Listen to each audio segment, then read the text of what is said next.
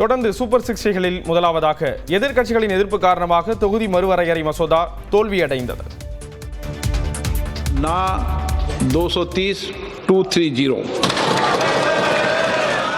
மக்களவையில் மத்திய பாஜக அரசு கொண்டு வந்த தொகுதி மறுவரையறை மசோதா தோல்வியடைந்தது. தொகுதி மறுவரையறை மசோதா, அரசியலமைப்பு 131வது திருத்த மசோதா மற்றும் யூனியன் பிரதேச சட்ட திருத்த மசோதா என 3 மசோதாக்களை மத்திய பாஜக அரசு மக்களவையில் தாக்கல் செய்தது.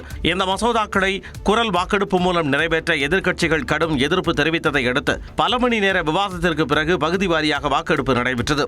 வாக்கெடுப்பில் தற்பொழுதுள்ள 540 உறுப்பினர்களில் 528 பேர் பங்கேற்றனர். அதில் மசோதாவுக்கு ஆதரவாக 298 பேரும் எதிராக 230 பேரும் வாக்களித்தனர். இதனால் பெரும்பான்மைக்கு தேவையான 3 2 பங்கு வாக்குகள் கிடைக்காததால் 54 வாக்குகள் வித்தியாசத்தில் மசோதா தோல்வியடைந்தது.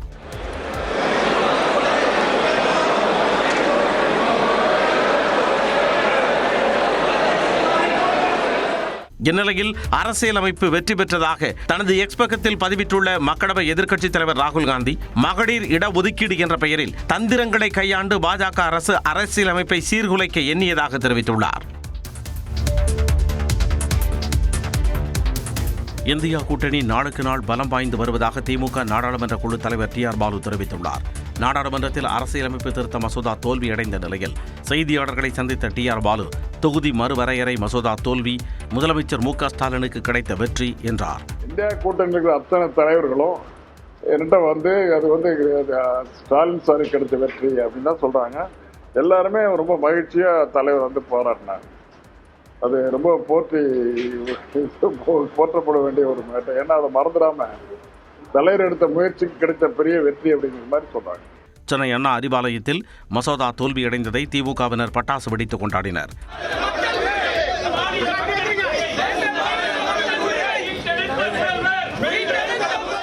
தொடர்ந்து பேசிய திமுக அமைப்பு செயலாளர் R.S. பாரதி, திமுக தலைவர் மு.க. ஸ்டாலின் முடிவுக்கு மகத்தான வெற்றி கிடைத்திருப்பதாக கூறினார். வாக்கெடுப்பு நடைபெற்று திராவிட முன்னேற்ற கழக தலைவர் எடுத்த முடிவுக்கு மகத்தான வெற்றி கிடைத்திருக்கிறது. இது எப்படி வெற்றி என்று சொன்னால், தமிழ்நாட்டிலும் மேற்கு வங்கத்திலும் சட்டமன்ற தேர்தல் நடக்கிற இந்த நேரத்தில் எப்படியாவது இந்த மசோதாவை கொண்டு வந்து நிறைவேற்றிவிடலாம் என்று மோடியும் அமித்ஷாவும் கங்கணம் கட்டி கொண்டு இறங்கினார்கள். ஒன்றுபட்டால் உண்டு வாழ்வு என்பதை நிரூபிக்கிற வகையில் எங்கள் தலைவர் எடுத்த முடிவு இன்றைக்கு மகத்தான வெற்றி பெற்று மோடியுடைய முகத்தில் கரியை பூசியிருக்கிறோம். இதன் பிறகாவது பாஜக திருந்த வேண்டும் எனவும் R.S. பாரதி தெரிவித்தார்.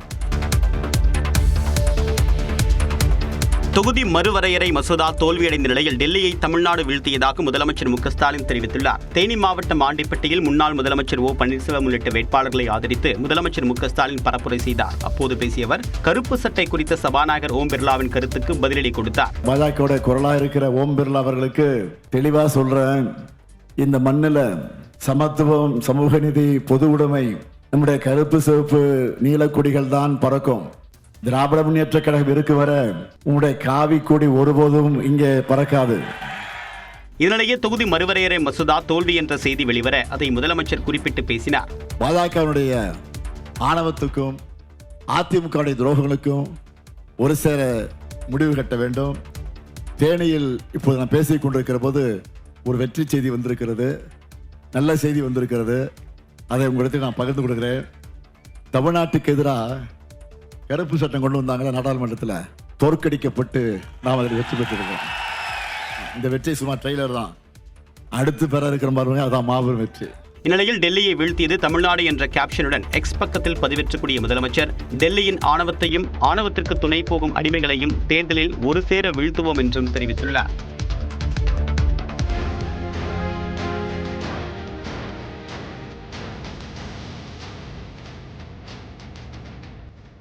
நாடாளுமன்ற அரசியலமைப்பு திருத்த மசோதா தோல்வியடைந்ததை முதலமைச்சர் மு.க. ஸ்டாலின் கொண்டாடி தீர்த்த காட்சிகள் தான் இவை. திண்டுக்கல்லில் திமுக மற்றும் கூட்டணி கட்சி வேட்பாளர்களை ஆதரித்து முதலமைச்சர் மு.க. ஸ்டாலின் பரப்புரையில் ஈடுபட்டார். முன்னதாக தேனியில் பரப்புரையின் போது மத்திய அரசின் தொகுதி மறுவரையறை உள்ளிட்ட மசோதாக்களை கண்டித்து கருப்பு சட்டை அணிந்திருந்த முதல்வர் நாடாளுமன்றத்தில் மசோதாக்கள் தோல்வியடைந்ததை அடுத்து வெள்ளை சட்டைக்கு மாறி பட்டாசு வெடித்தும் பொதுமக்களுக்கு இனிப்பு வழங்கியும் கொண்டாடினார்.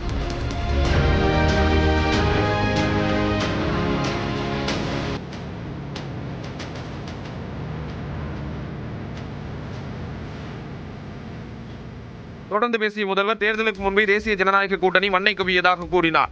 தேர்தலுக்கு முன்னாடியே என்டிஏ கூட்டணி மண்ணை கவியிருக்கு. பிரதமர் மோடி அவர்கள் தன்னுடைய 12 ஆண்டு கால ஆட்சியில் சந்திச்சிருக்கக்கூடிய முதல் தோல்வி, மாபெரும் தோல்வி இது. தேர்தலுக்கு முன்னே தமிழினத்துறை எடப்பாடி சந்திச்சிருக்கக்கூடிய படுதோல்வி இது. ஏப்ரல் 23 நடக்கும் தேர்வில் மக்கள் தேசிய ஜனநாயக கூட்டணிக்கு 0 மார்க் தான் போடுவார்கள் என முதல்வர் ஸ்டாலின் தெரிவித்தார். மக்களுக்கு தெரியும், மத்திய அரசாங்கம் உறுதிமொழி கொடுக்கப்பட்டு விட்டது. எடப்பாடி பழனிசாமி சொன்னா சரியா இருக்கும். அதனால யாரு கருப்பு கொடி காட்டல. தொகுதி மறுவரையறைக்கு எதிரான திமுகவின் கருப்பு கொடி போராட்டம் குறித்து எடப்பாடி பழனிசாமியின் கருத்து இது. சேலம் மாவட்டம் ஆட்டையாம்பட்டி பகுதியில் வீரபாண்டி தொகுதியின் அதிமுக வேட்பாளரை ஆதரித்து அக்கட்சியின் பொதுச் செயலாளர் எடப்பாடி பழனிசாமி பரப்புரை மேற்கொண்டார். அப்போது பேசிய அவர், தொகுதி மறுவரையறையால் தமிழ்நாட்டிற்கு பாதிப்பு இல்லை என்றார். எந்த மாநிலம் பாதிக்காது, அந்த பாதிப்பு அடையாத அளவிற்கு தொகுதி வரையறை செய்யப்படும். உள்துறை அமைச்சர் நாடாளுமன்றத்தில் தெளிவா சொல்லிட்டாரு. 6 மணிக்கு நாடாளுமன்றத்தில் தெளிவுபடுத்தியாச்சு. அப்ப கருப்பு சட்டை கழட்டிருக்க வேண்டியதான. முன்னதாக சங்ககிரியில் பேசிய அவர், தன் மீதான கோபத்தில் விவசாயிகளை முதலமைச்சர் பழிவாங்குவதாக குற்றம் சாட்டினார். ஸ்டாலின் அவர்களே, விவசாயிகளை பழிவாங்குறீங்க. என் மீது இருக்கிற கோபத்தை வச்சு நான் கொண்டு வந்த திட்டம் சேலம் மாவட்டத்தில் இருக்கின்ற சட்டமன்ற தொகுதியில் இருக்கின்ற விவசாய பெருமக்களுக்கு தேவையான நீர் கிடைப்பதற்காக, நிலத்தடி நீர் உயர்வதற்காக, விவசாய தொழிலாளி விவசாயிகளுக்கு பொதுமக்களுக்கு தங்கு தடை இல்லாமல் குடிநீர் கிடைக்க வேண்டும் என்ற அடிப்படையில் கொண்டு வந்த திட்டத்தை முடக்கி வச்சிருக்கிறீங்க. தமிழ்நாட்டில் போதைப் பொருள் புழக்கம் அதிகரித்துள்ளதாகவும் இபிஎஸ் தெரிவித்தார். தொகுதி மறுவரையறை மூலமாக தொகுதிகள் உயரும் என்று கூறுவது மாயை என்று மத்திய முன்னாள் அமைச்சர் ப. சிதம்பரம் குற்றம் சாட்டியுள்ளார். தொகுதி மறுவரையறை குறித்து செய்தியாளர்கள் சந்திப்பில் விளக்கம் அளித்தவர், பிரதமர் நரேந்திர மோடியும் அமித்ஷாவும் பாதி உண்மையை மட்டுமே சொல்வதாக கூறினார். பொய்யை சொல்றாங்க. பெண்களுக்கு ஒதுக்கீடு, பெண்களுக்கு ஒதுக்கீடு. பெண்களுக்கு ஒதுக்கீடு ஏற்கனவே செய்தாகிவிட்டது. இதனுடைய நோக்கம் என்னன்னா, ஒரு மாயையை உருவாக்குவது. 39 என்பது 58 ஆகும் என்பது உண்மைதான். ஆனால் அது ஒரு மாயை. தொடர்ந்து பேசியவர் அதிமுக பொதுச் செயலாளர் எடப்பாடி பழனிசாமியை சாடினார். படிச்சு பார்க்கணும்ல, சட்டத்தை படித்து பார்த்து அவருடைய கட்சியுடைய வழக்கறிஞர்களை கலந்து, சட்டத்தை நிபுணர்களை கலந்து அவர் கருத்தை சொல்லணும்ல. அவர் கருத்தை கேட்டா அமித்ஷா கருத்துன்னு சொல்றாரு. தொகுதி மறுவரையறையை எதிர்க்கக்கூடிய விஜய்க்கு பாராட்டு தெரிவித்த ப. சிதம்பரம் அவருக்கு நன்றி கூறினார். வால்பாறையில் வேன் கவிழ்ந்து 9 பேர் உயிரிழந்த சம்பவம் சோகத்தை ஏற்படுத்தியிருக்கிறது. கோவை மாவட்டம் வால்பாறை 13வது கொண்டை ஊசி வளைவில் கட்டுப்பாட்டை இழந்த கேரள வாகனம் விபத்திற்குள்ளானதில் ஒரே பள்ளியில் பணிபுரியும் 7 ஆசிரியைகள் உட்பட 9 பேர் உயிரிழந்தனர். கேரள மாநிலம் மலப்புரம் பகுதியைச் சேர்ந்த 13 பேர் வேனில் வால்பாறைக்கு சுற்றுலா சென்றுள்ளனர். வால்பாறை முழுவதும் சுற்றி பார்த்துவிட்டு அவர்கள் பொள்ளாச்சி வழியாக கேரளா திரும்பிக் கொண்டிருந்தனர். அப்பொழுது வால்பாறை மலைப்பாதையில் உள்ள 13வது கொண்டை ஊசி வளைவில் ஓட்டுநரின் கட்டுப்பாட்டை இழந்த வேன் தடுப்புச் சுவரில் மோதி 800 அடி பள்ளத்தில் 9வது கொண்டை ஊசி வளைவில் கவிழ்ந்து சுக்கு நூறாக நொறுங்கியது.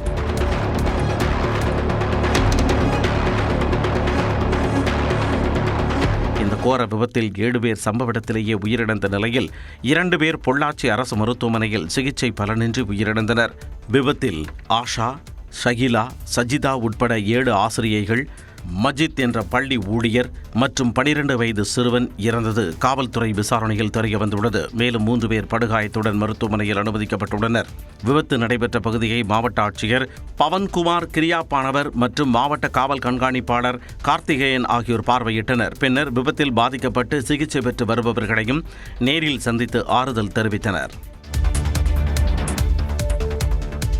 வால்பாறை கொண்டை ஊசி வளைவு வாகன விபத்தில் மீட்பு பணிகள் மிக துரிதமாக மேற்கொள்ளப்பட்டதாக மாவட்ட ஆட்சியர் பவன்குமார் கிரியப்பானவர் தெரிவித்தார். அந்த விபத்து நடந்த உடனடியாக fire and rescue services, health department, வருவாய்த்துறை, காவல்துறை உள்ளிட்ட அனைத்து துறை சார்ந்த அதிகாரிகள் உடனுக்குடன் அந்த ஆக்சிடென்ட் ஸ்பாட்டுக்கு நேரடியாக சென்று ரெஸ்கியூ ஆபரேஷன்ஸ் வந்து உடனுக்குடன் துவங்கப்பட்டுள்ளது. வால்பாறையிலிருந்து பொள்ளாச்சி வர வழியில் 11வது பெண்டிலிருந்து வண்டி கண்ட்ரோல் இழந்து கீழே விழுந்திருக்கு. 13 பேரில் 4 பேர் கிரிட்டிக்கலாக இங்கே அட்மிட் பண்ணியிருக்கோங்க. விபத்தை அறிந்து பொள்ளாச்சிக்கு விரைந்து வந்த கேரள மின்துறை அமைச்சர் கிருஷ்ணன்குட்டி விபத்தில் உயிரிழந்தவர்களுக்கு நிவாரணம் கொடுப்பது தொடர்பாக முதலமைச்சரிடம் பேசி அறிவிப்பு வெளியிடப்படும் என தெரிவித்தார். கேரளா கவர்மெண்ட் எடுத்திருக்கேன். அவங்களுக்கு காம்பன்சேஷன் அந்த மாதிரி ஏதாவது அறிவிக்கிறது ஏதாவது இல்லை, அதெல்லாம் சிஎம் கிட்ட பேசி அப்புறம் தான் முடியும். நம்ம சிஎம் கிட்ட சொல்லிட்டு தான் இங்கே வந்தது. விபத்திற்குள்ளான வாகனம் 2012 மாடல் என்பதும் பிரேக் பிரச்சனையால் இந்த விபத்து ஏற்பட்டிருக்கலாம் என்ற கோணத்திலும் போலீசார் விசாரணை மேற்கொண்டு வருகின்றனர். கோயம்புத்தூரில் பிரதமர் நரேந்திர மோடி இன்று மாலை பரப்புரை மேற்கொள்கிறார். தமிழ்நாட்டில் தேர்தல் பரப்புரை இறுதிக்கட்டத்தை எட்டியுள்ள நிலையில் இன்று கோவை வரும் பிரதமர் நரேந்திர மோடி தேசிய ஜனநாயக கூட்டணி வேட்பாளர்களை ஆதரித்து வாக்கு சேகரிக்க உள்ளார். தமிழ்நாட்டில் வரும் செவ்வாய்க்கிழமையுடன் பரப்புரை நிறைவடையும் நிலையில் அரசியல் கட்சி தலைவர்கள் இறுதிக்கட்ட வாக்கு சேகரிப்பில் தீவிரம் காட்டி வருகின்றனர்.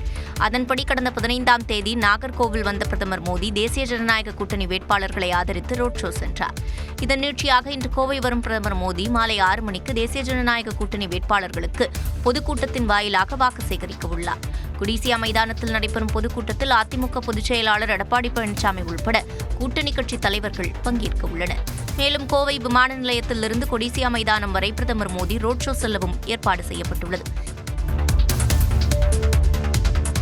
சட்டப்பேரவை தேர்தலை முன்னிட்டு இன்று தமிழ்நாடு வரும் ராகுல் காந்தி ஒரே நாளில் 3 இடங்களில் பரப்புரை மேற்கொள்கிறார். திமுக கூட்டணியில் இடம்பெற்றுள்ள காங்கிரசுக்கு 28 தொகுதிகள் ஒதுக்கப்பட்டுள்ளன. இந்நிலையில் காங்கிரஸ் வேட்பாளர்களை ஆதரித்து வாக்கு சேகரிக்க காங்கிரஸ் மூத்த தலைவர் ராகுல் காந்தி இன்று தமிழ்நாடு வருகிறார். பொன்னேரி, சோளிங்கர் மற்றும் துறையூரில் நடைபெறும் பொதுக்கூட்டங்களில் பங்கேற்று காங்கிரஸ் வேட்பாளர்களுக்கு ஆதரவு திரட்ட உள்ளார். இந்நிலையில் டெல்லியில் இருந்து சென்னை வரும் ராகுல் காந்தி அங்கிருந்து ஹெலிகாப்டர் மூலம் பொன்னேரி செல்ல திட்டமிட்டுள்ளார். இதற்காக தனியார் பள்ளி மைதானத்தில் ஹெலிகாப்டர் இறங்குதளம் அமைக்கப்பட்டதோடு பெருஞ்சேரி பகுதியில் 20,000 பேர் அமரும் வகையில் பிரம்மாண்ட பொதுக்கூட்ட மேடை அமைக்கப்பட்டுள்ளது. இன்று காலை 12 மணி அளவில் பரப்புரை மேடைக்கு வரும் ராகுல் காந்தி காங்கிரஸ் வேட்பாளர் துரை சந்திரசேகரை ஆதரித்து வாக்கு சேகரிக்க உள்ளார். இதையடுத்து பிற்பகல் 1:30 மணி அளவில் சோளிங்கர் தொகுதிக்குட்பட்ட பாண்டியநல்லூர் பகுதியிலும் மாலை 4 மணி அளவில் துறையூர் தொகுதிக்குட்பட்ட பெரம்பலூர் பைபாஸ் பகுதியிலும் பரப்புரை செய்ய திட்டமிட்டுள்ளார்.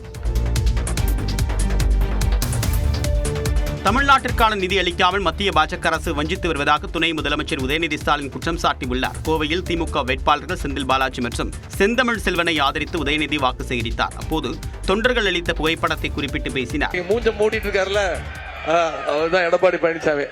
இங்க பாருங்க, இந்த போட்டோல நான் எடுத்துட்டு வரல, இதெல்லாம் என் கணக்குல வராது, சரியா? இப்படிதான் மோடிக்கு ஒரு இந்த போட்டோ நீயே வச்சுக்கப்பா, எனக்கு வேணாம். இப்போ மெட்ரோ திட்டத்துக்கு பணம் கொடுத்தாங்களா? கல்வி நிதி கொடுக்கல. போன பட்ஜெட்ல, ஒன்றிய அரசு பட்ஜெட்ல தமிழ்நாட்டுக்கு எந்த திட்டமும் இல்ல, தமிழ்நாடுங்கிற பேரே இல்ல. இந்நிலையில் சேப்பாக்கம் திருவல்லிக்கேணி தொகுதியில் துணை முதலமைச்சர் உதயநிதியை ஆதரித்து மக்கள் நீதி மய்யம் கட்சியின் தலைவர் கமல்ஹாசன் வாக்கு சேகரித்தார். சாதனை என்பது சொல்வதல்ல, செஞ்சு காட்டுறதுதான். அதை செய்து காட்டிய இடத்திற்கு நான் வந்திருக்கிறேன். உலக அரங்கில் தமிழ்நாட்டுடைய ஸ்போர்ட்ஸ்மென் எல்லாம் துலங்க ஆரம்பித்திருக்கிறார்கள். அவர்தான் மீண்டும் இங்கே வர வேண்டும். தொடர்ந்து துறைமுகம் தொகுதியில் அமைச்சர் சேகர் பாபுவை ஆதரித்து கமல்ஹாசன் பரப்புரை செய்தார். மக்களுக்கு அடிப்படை வசதிகளை கூட திமுக அரசு செய்து கொடுக்கவில்லை என நயினார் நாகேந்திரன் குற்றம் சாட்டியுள்ளார். ராசிபுரம் தொகுதிக்குட்பட்ட வெண்ணந்தூரில் பாஜக வேட்பாளரை ஆதரித்து அக்கட்சியின் மாநில தலைவர் நயினார் நாகேந்திரன் பரப்புரை மேற்கொண்டார். ஒரு அமைச்சர் இந்த தொகுதியிலே இருந்து கூட இந்த அடிப்படை வசதி கூட இல்லை என்று சொன்னால் அதை எப்படி ஏற்றுக்கொள்ள முடியும்?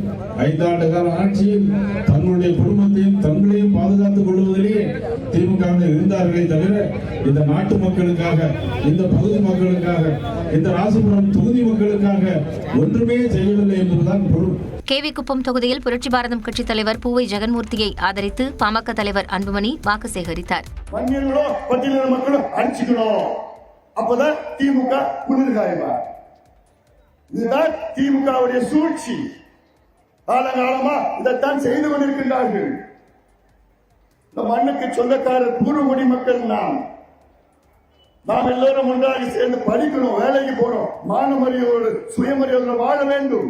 திமுகவின் சூழ்ச்சியில் பட்டியலின மக்களும் வன்னியர்களும் சிக்கக்கூடாது என்றும் அன்புமணி வலியுறுத்தினார்.